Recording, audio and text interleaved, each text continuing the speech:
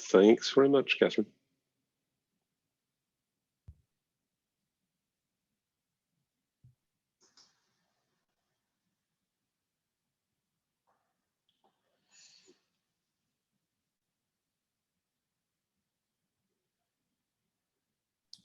I think we are good.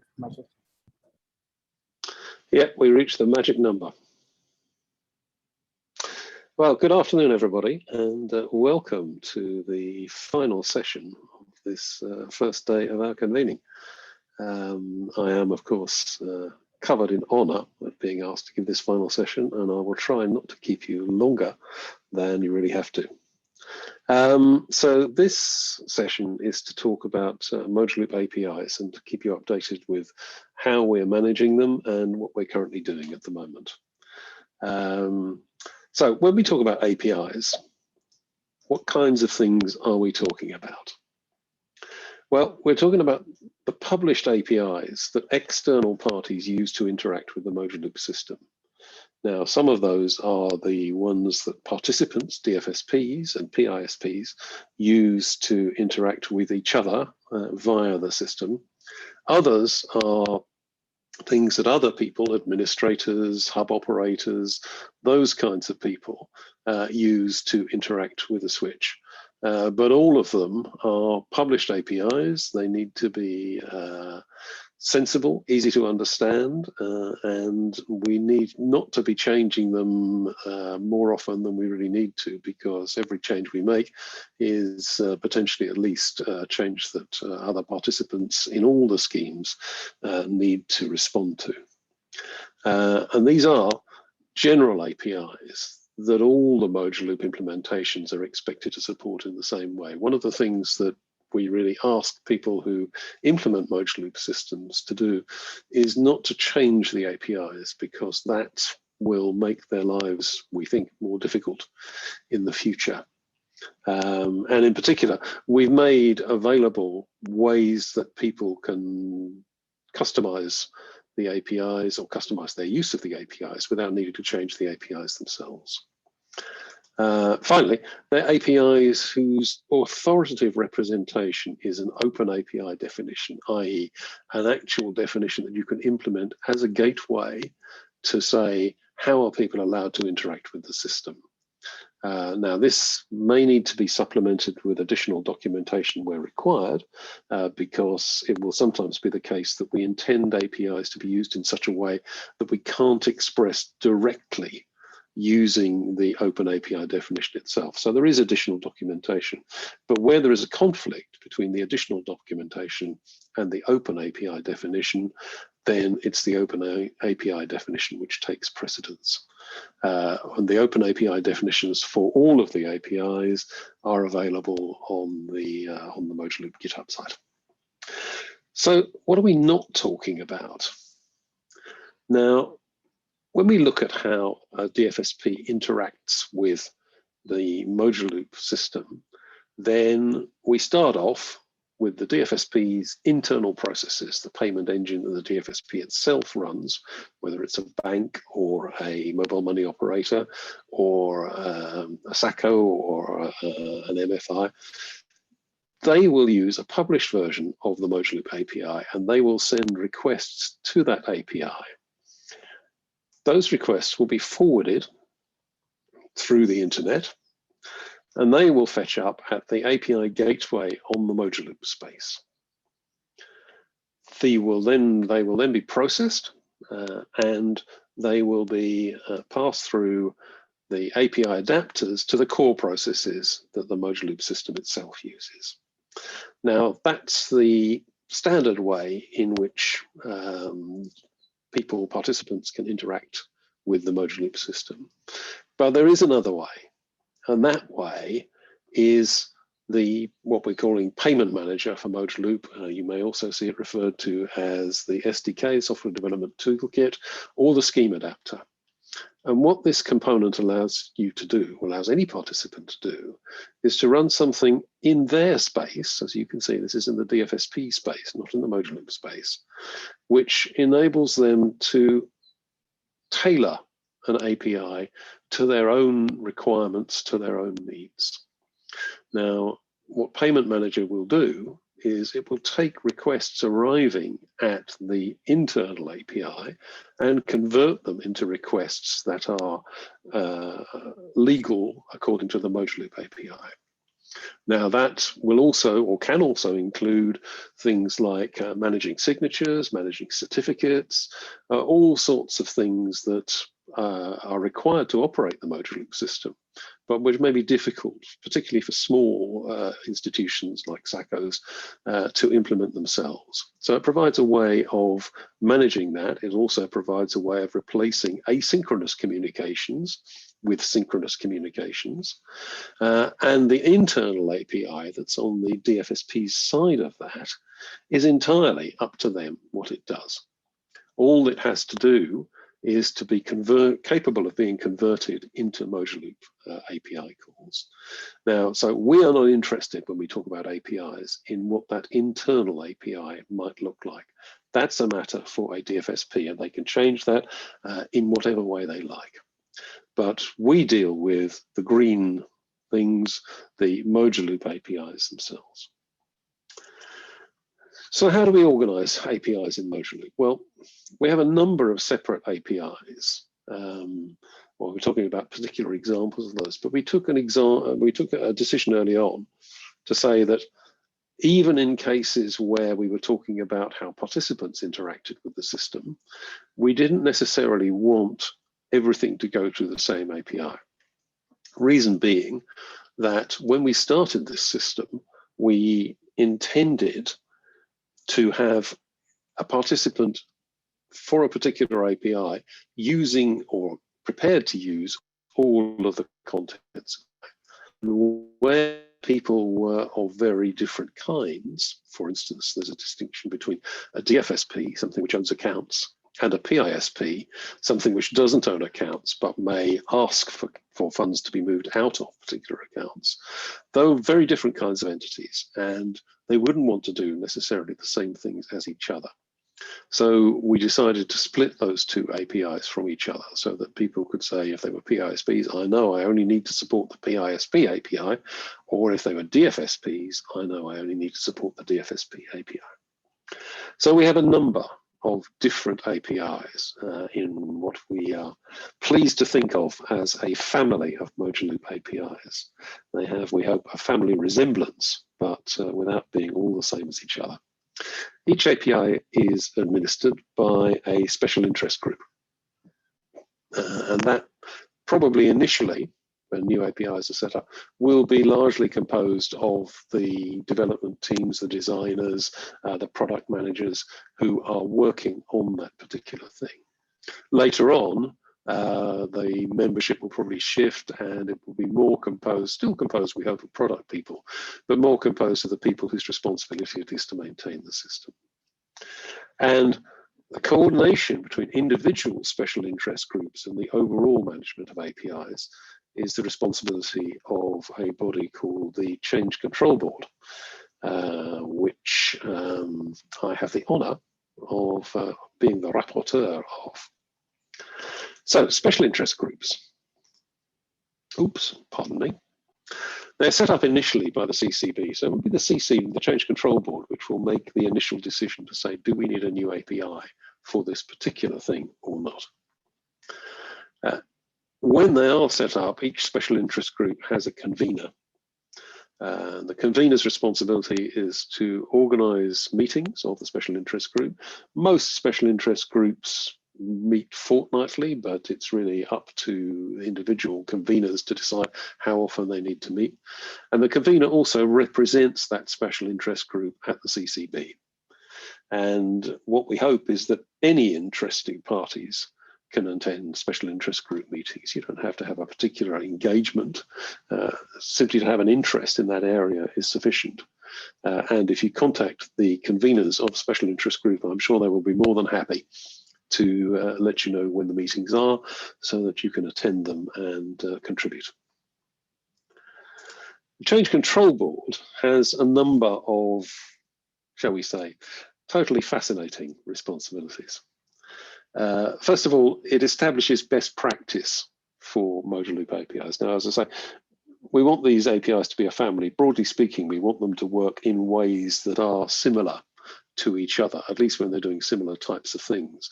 We don't want to wind up in a situation where a particular kind of thing is done in a very different way, or the API is structured in a very different way from the way APIs are structured in other parts of the system, because it's always possible that people will want to implement more than one API, and we want them to be, as far as possible, able to do things in the same way across APIs. Second, it maintains a repository of shared objects. Now, obviously, across the APIs, there will be quite a lot of things that are the same as each other, concepts that are the same as each other. A DFSP is an example, an identity is an example. And one of the things, again, that we don't want to do is to have different DFSPs implement these things in different ways. So the Change Control Board is responsible for maintaining a repository of shared objects and for changing those shared objects in coordination with the special interest groups when a change is required. It also reviews and approves proposed changes to the API. So the changes are proposed by special interest groups, and it's the responsibility of the Change Control Board to review those proposed changes and to approve them. There's a limit to the number of reasons why the Change Control Board can reject a proposed change. We didn't want this to be something which stopped special interest groups doing things that they really felt they needed to do. But we did want, as I say, as far as possible to keep these things relatively lined up with each other. It's also a central resource for publishing APIs, just to make sure that every API is available in the same form, in the same area, so that people know where to go to look for these things. All conveners of special interest groups, as I've said, are members of the Change Control Board. Ex officio, the Change Control Board has its own convener, who is Sam Cummery, and a rapporteur, who is me. And if you ask what a rapporteur is, it's a person who has no official job, but sort of hangs about liaising. We also have a representative from the Mojaloop Foundation, a representative from product, and observers from the Bill and Melinda Gates Foundation. So what special interest groups do we currently have? Well, first and most obviously, there is the core API, which is called the FSPIOP API. This is the API that participants use to communicate with each other, to go through the funds transfer process, and also to do other things like bulk transfers, registering identifiers, requesting transfers, those sorts of things. Convener is Henrik Carlson. Next is, well, 3 PPI, third person payment initiation, or PISP, which is a hot topic at the moment. It's under development. And the convener for that is Lewis Daly. We then have administration API, which is used by the hub operators to interact with the system. The convener for that group is Miguel de Barros. And a settlement API, which is a separate set of APIs which enable hub operators to define settlements and to execute them. And the convener for that group is Valentin Genev. We are in a situation at the moment where we expect probably a relatively large number of new APIs to be coming along in the near future, and we therefore expect a relatively large number of new special interest groups to be formed in the near future. So they include things like ISO 20022, we'll be talking about that in more detail tomorrow afternoon. Foreign exchange, currency conversion provision, security and identity management, reporting and auditing, and platform configuration. All of these areas, I think, will be discussed in more or less detail during tomorrow's sessions. But if people are interested in joining a special interest group relating to APIs in these areas, then probably contact me or Sam in the first instance, and we will make sure that you are pointed in the right direction once these things get set up. So now let's report on the current state of things. The FSP-IOP API is obviously the most mature of all of the API definitions. It's gone through 1.0 and 1.1 iterations. We have a number of functional extensions currently proposed, which include modifying the definition of transaction types to allow more accurate use case definition, standardizing tracing headers to allow better tracking of message responses, extending personal information to support KYC, identification of payee currencies in the response to an identification request, updating the API to use the latest ILP formats, and I should probably have added extending the, oh no, sorry, I don't have to worry about that from that point of view. Forget I spoke. It looks to us as if the next thing we will need to do is a full version upgrade. And that's a full version upgrade which will include some breaking changes. So we will have to be asking ourselves the question, how will existing implementations, people like Mojaloop and TIPS, upgrade to a new version of the API? And in particular, what will happen, because it's very unlikely that all of the participants in a scheme will upgrade at exactly the same point as each other. How we will manage that will be, I think, a fruitful area for discussion in the Change Control Board in the near future. Next up, the third person payment, or PISP. Now we have a candidate API for the first phase of development. It's been proposed and defined. We're currently working through it against sequence diagrams to make sure that the API provides all of the coverage we need for the various operations that we're going to be performing. And once that's done, we will be proposing it to the Change Control Board as a candidate for adoption and publication. Pardon me.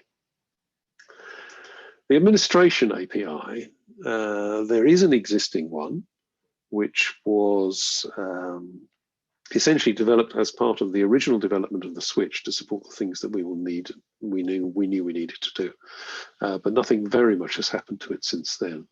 So our plan with this is that we will submit it for review to the Change Control Board, and that recommended changes will be actioned in PI 14. Now, it may be that some of this will be overcome with some of the additional APIs that I talked about earlier, in particularly things like the reporting API, the identity management API, those sorts of things.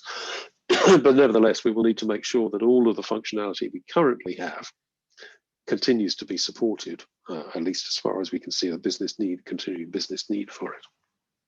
So that is the administration API. Finally, the settlement API. We have an API defined for code development, and the open API definition and supporting documentation are complete. It hasn't yet been submitted for review and publication, but we plan for that to happen during this PI. And there are also proposed extensions to support settlement on demand, which is a function that we know we need to have for Mojaloop. But we haven't yet got. Pardon me. So that is a brief description of where we are on the API questions. So the only other thing I have to ask then is, does anybody have any questions?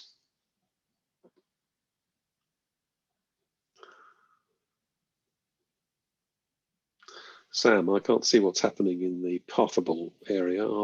Has anybody asked any questions in that area? Thanks, Michael. On pathable, we are looking good. Ross expressed interest in ISO 20022 and other special interest groups. I'm hoping we'll have him join those after our session. I also wanted to bring up one point, Michael. Thanks for the presentation. I think all of the conveners, especially of FSPO group and others, are in a volunteer capacity right now. So wanted to thank them for their contributions, and also wanted to thank Miguel and Wanda for recent contributions towards coming up with the API documentation for the administration API. Absolutely. Sorry, I am happy to second your thanks with my own gratitude. Well, if nobody has any further questions, then I'm happy to give you 7 minutes of your lives back. Otherwise, yeah. Oh, sorry, I'll pass over to Simeon, who I think has something to, yes. Thank you so much, Michael. Thank you so much, Sam. This brings our session to the end of the day with 7 minutes to spare. Congratulations, everybody, for keeping time. Just a quick reminder of a couple of things. One, there's been lots of really good engagement on Pathable. Thank you so much for your chats and feedback. A number of the speakers have put up their slide decks on Pathable in their sessions, in the session pages on the Files tab. So if you want to revisit any of the sessions that were presented today, please go ahead and look at that. And there's also the recordings that will be made available as well. Tomorrow we start again at 11 a.m. UTC. We have 5 sessions tomorrow. Please do join us at 11. We hope to see you here again. Paula, do you have any closing remarks? Well, just thank you, Simeon, for hosting today, and everyone did a really great job of pretty much staying on schedule. We had a really jam-packed agenda today, so thank you all for that. And again, do use that chat function. There's polls, and you can rate each session as well, so you don't have to do it while the session's live. You can actually go in after the fact and rate it. So please do that. The speakers appreciate the feedback. So with that, I'll just say over and out. We'll see you tomorrow morning, bright and early for some of you. And thanks again, everyone. Thanks, everyone. Have a good rest of your day. Bye. Bye.